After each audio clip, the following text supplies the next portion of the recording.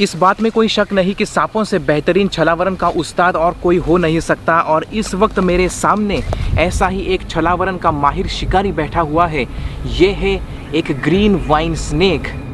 ये सांप इसी तरह से टहनी के ऊपर बैठा रहता है और जैसे ही इसका शिकार यानी कि कोई गिरगिट या फिर कोई पक्षी इसकी रेंज में आ जाता है, ये उन पर झपट्टा मारता है और उन्हें निगल जाता है। हाँ, ये बात सच है कि इस सांप के मुंह के अंदर ऊपर की तरफ 2 छोटे छोटे विषदंत होते हैं, लेकिन इसका जहर इंसान के लिए खतरनाक साबित नहीं होता। सांपों के प्रति इंसान के मन में जो डर है वो सिर्फ और सिर्फ एक ही बात को लेकर होता है कि सांप इंसान को काट सकता है और उसके काटने से आपकी जान जा सकती है। लेकिन यहाँ पर इस सांप का स्वभाव तो बिल्कुल ही अलग लग रहा है। देखिए, अगर मैं इसे अपनी उंगली से छू लूँ, आप देख रहे हैं मैंने इसके जबड़े पर नीचे की तरफ अपनी उंगली से छुआ है, लेकिन उसके बावजूद भी इसे मुझे काटने में कोई दिलचस्पी नहीं है। हाँ, ये मेरी उंगली से दूर जाने की कोशिश ज़रूर कर रहा है और मेरे ख्याल से ये बात, ये प्रदर्शन ये साबित करने के लिए काफ़ी है कि सांपों को इंसान को डसने में कोई दिलचस्पी नहीं है।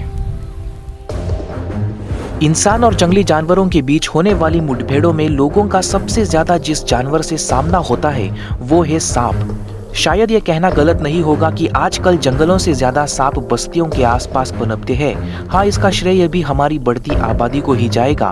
बहरहाल इस बार मेरी जिज्ञासा ये जानने में है कि लोगों के आसपास कौन सी प्रजातियों के सांप पनपते हैं, और ये जानने के लिए मैं अगले 1 हफ्ते तक अलग अलग बस्तियों के आसपास वाले इलाकों का अन्वेषण करूंगा।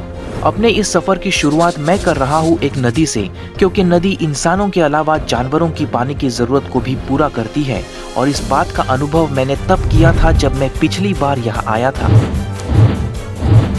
बहरहाल इस बार मैं नदी के विपरीत किनारे का अन्वेषण कर रहा हूँ। ये नदी सैकड़ों किलोमीटर लंबी है, लेकिन सही जगहों पर देखने और बारीक हरकतों पर चौकन्ने रहने पर मेरी किस्मत साथ दे सकती है।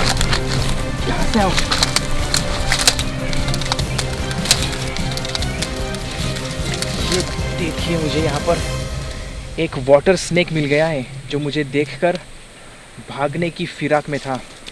ये बहुत ही गुस्सैल सांप होता है और मैं शायद अब तक तो ये लग रहा है कि मैं खुशकिस्मत हूँ कि ये मेरे ऊपर गुस्सा नहीं कर रहा है। चलिए इसे यहाँ पर लेकर आते हैं पानी के पास। ये है एक चेकर्ड कील बैक यानी कि वाटर स्नेक, पानी में रहने वाला सांप। और मेरे पीछे यहाँ पर आप देख सकते हैं एक अच्छी सी नदी है और उस नदी में ये सांप फलते फूलते होंगे। भले इस सांप के पास जहर नहीं होता, लेकिन इसके मुंह में सलाइवा के अंदर एक एंटीकोएगुलेंट होता है, जिसकी वजह से अगर ये आपको काट ले तो आपका खून पानी की तरह पतला हो जाता है और लगातार बहने लग जाता है।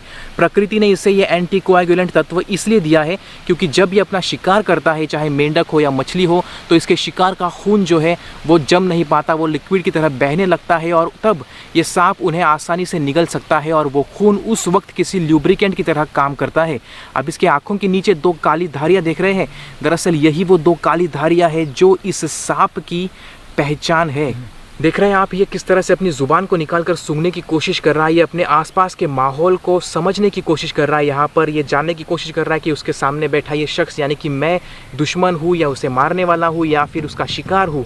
लेकिन अच्छी बात यह है कि ना तो हम इसे कोई नुकसान पहुँचाएंगे और ना ही ये हमें कोई नुकसान पहुँचाने वाला है।